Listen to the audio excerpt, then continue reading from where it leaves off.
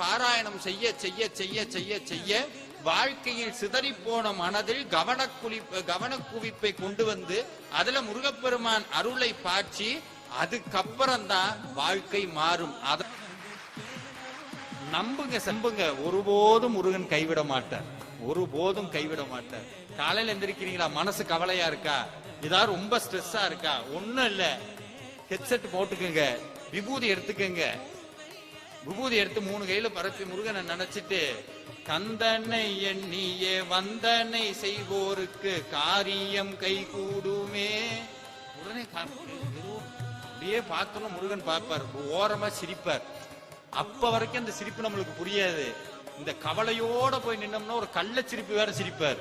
அப்ப வரைக்கும் ஒரு மாதிரி சிரிப்பு, ஒரு கவலையும் வேதனையோட போய் நின்னோம்னா ஓரமாய் பார்த்து ஒரு மாதிரி சிரிப்பார்.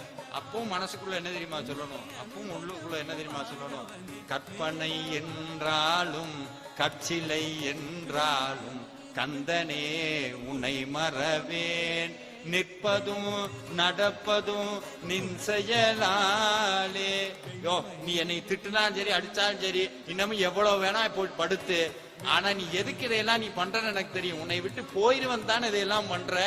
நான் உன்னை விட பெரிய ஆளு, நீ வேணா கடவுளா இருக்கலாம், ஆனா நான் முருக பக்தன், உன்னுடைய பக்தன், ஒருபோதும் உன்னை விட்டு போக மாட்டேன். எவ்வளவு பெருசு, என் பிரச்சனை எவ்வளவு பெருசு சொல்லாதீங்க, பிரச்சனைகிட்ட சொல்லுங்க. என் கடவுள் எவ்வளவு பெருசு, என் முருகன் எவ்வளவு பெருசு, என் முருகன் எவ்வளவு பெருசு.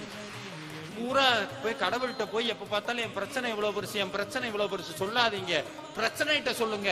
என் கடவுள் எவ்வளவு பெருசு, என் முருகன் எவ்வளவு பெருசு, என் முருகன் எவ்வளவு பெருசு. ஓடி போயிரும் பிரச்சனை.